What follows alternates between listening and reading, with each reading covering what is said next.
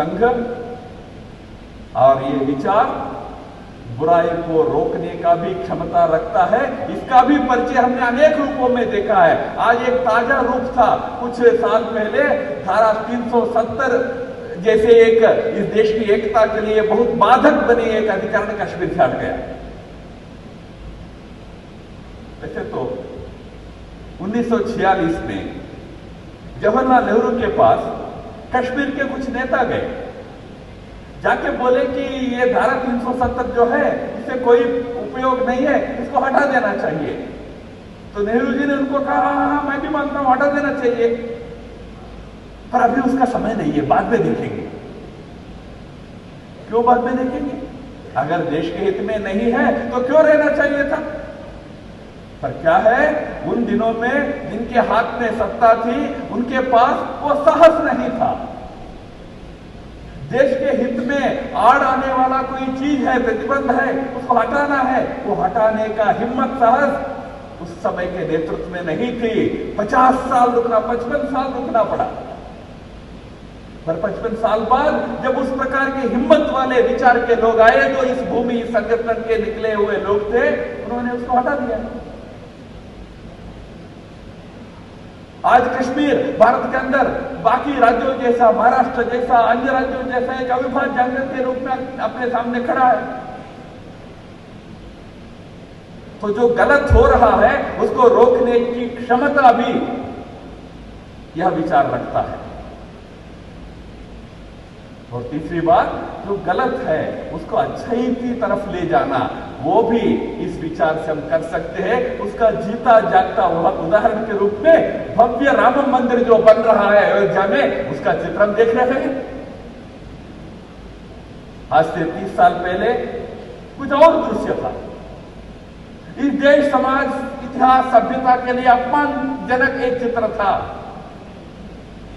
पर आज इस देश के करोड़ों लोगों के सामूहिक प्रयास से एक भव्य राम मंदिर का निर्माण उसी स्थान पर हो रहा है जिस स्थान पर एक हमारे अपमान का चिन्ह होता था, उस स्थान पर हमारे गौरव का चिन्ह के रूप में राम मंदिर आज खड़ा होने वाला है। ऐसी ताकत, ऐसी शक्ति इस विचार ने देश के अंदर खड़ा किया है। संवाद हमको सबके साथ करना है। आज पैगंबर मोहम्मद का जन्मदिन भी है, मुस्लिम समाज मनाता है, मिलादुन नबी है।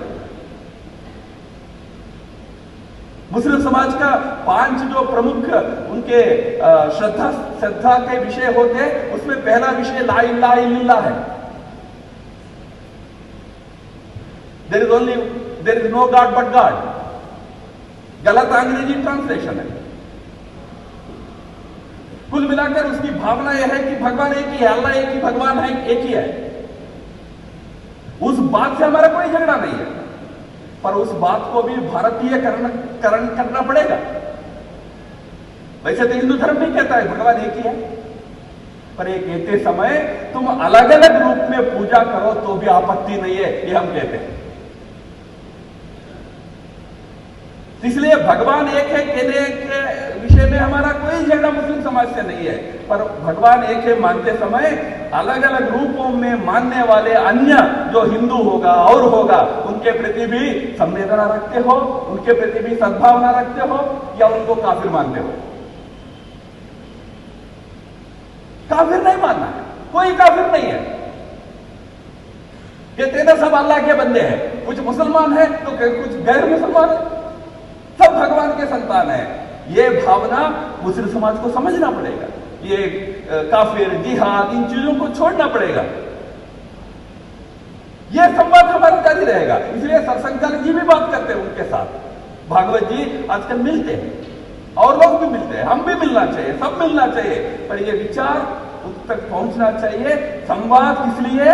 समझौते के लिए नहीं। हमको कोई समझौता नहीं करना भैया। संवाद इसलिए कि हम सब एक सूत्र पर तो राजी तो हो। अब आजकल भगवान बुद्ध के नाम पर भी राजनीति हो जाती है।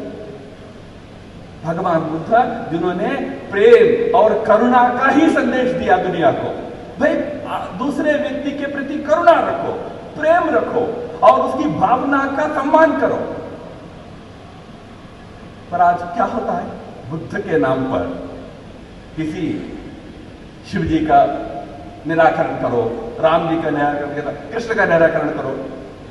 बुद्ध के पास एक दिन बुद्ध, तथागत बुद्ध बोध गया में बैठे हुए थे, सुबह असेंबली सभा चल रही थी, एक व्यक्ति आया, परम भक्त था राम जी का।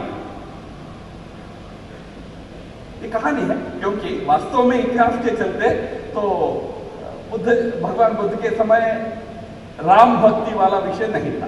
और तीसरी बात, संवाद का रास्ता छोड़ना नहीं। ये करते समय होंगे कुछ लोग विरोध में, हमारे बारे में विरोधी भावना रखने वाले हो सकते हैं, हम किसी को विरोधी के रूप में नहीं देखते। सर्वेशाम अविरोधी है, संघ का कोई शत्रु नहीं है, संघ को कोई शत्रु मान सकता है, संघ किसी को शत्रु के रूप में नहीं देखता है। हाँ, कोई देश, समाज, धर्म के विषय में गलत सोच रहा हो, उनको हम ठीक रास्ते पर लाने का प्रयास करेंगे। संघ के साथ झगड़ा करना है ना करो, कोई आपत्ति नहीं है। टीवी में हमको गाली दो, ठीक है, 100 साल तो गाली ही देते रहे, गाली देने वाले किनारे हो गए, हम मुख्य हो गए। एक दिन एक बड़े वरिष्ठ पत्रकार मेरे इंटरव्यू के लिए मुझे बुलाए थे, मैं गया था, उस समय मैं संघ का प्रवक्ता था। तो उन्होंने इंटरव्यू होने के बाद बाद में चाय पे मुझसे एक बात कही, रामाधव जी 20 साल से मैं आपके विरोध में बोल रहा था, 20 साल से मुझे लगता था कि आप लोग तो किनारे के लोग हैं, फ्रिंज एलिमेंट है। अब 20 साल आपके खिलाफ बोल बोल के आज मेरी नौबत देखिए, आप ही का इंटरव्यू दिखाना पड़ रहा है मुझे। आप मुख्यधारा हो गए, हम तो किनारे में बैठे हैं। इसलिए हमारा विरोध से हमको परहेज नहीं है। तो देश का विरोध नहीं होना चाहिए, धर्म संस्कृति का विरोध नहीं होना चाहिए। यहां सभी धर्म के, सभी संस्कृति के, सभी समाज के लोगों के प्रति सम्मान की भावना होना चाहिए, सभी की संवेदनाओं को समझकर चलने वाली भावना होनी चाहिए। और इसका प्रभाव आज चारों ओर देखने को मिलता है। जो लोग इस विचार का भरपूर विरोध करते थे, कहते थे कि यह विचार सांप्रदायिक है, यह विचार तोड़ने वाला है, ऐसे लोग आज हिंदुत्व पर किताब लिख रहे हैं। कांग्रेस के एक बहुत बड़ा नेता है, अब अध्यक्ष भी बनना चाहते हैं, उन्होंने हाल में किताब लिखा, why I am a Hindu, मैं क्यों हिंदू अपने आप को कहता हूं, इस पर किताब लिख रहे हैं। भाई कल तक कह रहा था कि हिंदू कहना तो सांप्रदायिक है। तो कोई आज मैं भी हिंदू हूं कहने के लिए तत्पर है। और इतना ही नहीं, आजकल राजनीतिक सभाओं में कहते हैं, देखिए ये आरएसएस वाले झूठे हिंदू हैं, हम सच्चे हिंदू हैं। मैं हिंदू हूं ये कहने का एक होड़ लगा है इस देश में, ये इस ताकत का परिचय है। इसलिए कोई नेता आपको दिखता है जनेऊ दिखाते हुए, तो कोई अपना गोत्र का परिचय देता है, मेरा तो ये फलाना गोत्र है। कोई तो सभा में, राजनीतिक सभा में कोई धार्मिक गीत गा रहे। यह विचार का प्रभाव इतना व्यापक इस देश के अंदर आज बना है। आज इस देश की मुख्य धारा हमारे यह हिंदुत्व का विचार है, क्योंकि इसमें वो ताकत है, अच्छा करेगा, बुराई को रोकेगा और बुराई से भी अच्छाई की तरफ देश समाज को ले जाएगा। पर जब मुख्य धारा बन जाता है ना, तब कभी कभी हो सकता है कि हमारे मन में, यानी संघ के स्वयंसेवकों के मन में एक अहंकार भी आने की संभावना है। अरे देखो, अब तो हम हैं ना। ये कोई अहंकार की बात का विषय नहीं है। यह जो शक्ति हमने इतने वर्षों के परिश्रम से, जिसका थोड़ा बहुत परिचय हमारे मुख्य अतिथि जी ने किया, कैसे परिश्रम करके इसको खड़ा किया है,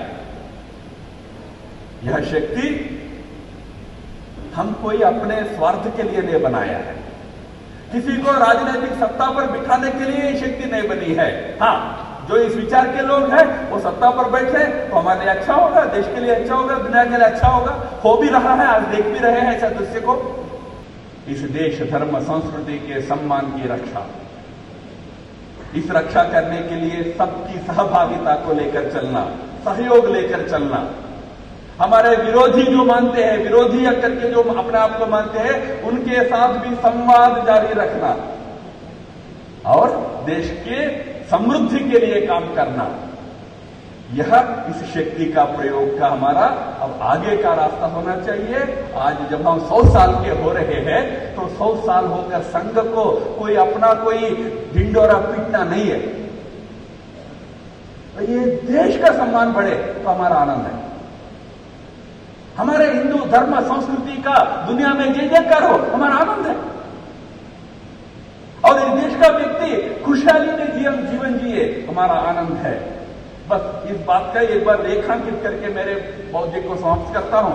हम जब सामान्य व्यक्ति के खुशहाली की बात करते हैं तो हमारे धर्म संस्कृति का जो निचोड़ है उसका एक श्लोक होता है जो हम वो ऐसे ही हम बोलते रहते हैं, सर्वे सुखिनः सन्तु सर्वे सन्तु निरामयाः सर्वे भद्राणि पश्यन्तु मा कश्चित् दुःखभाग् भवेत्, ऐसे बोल देते हैं।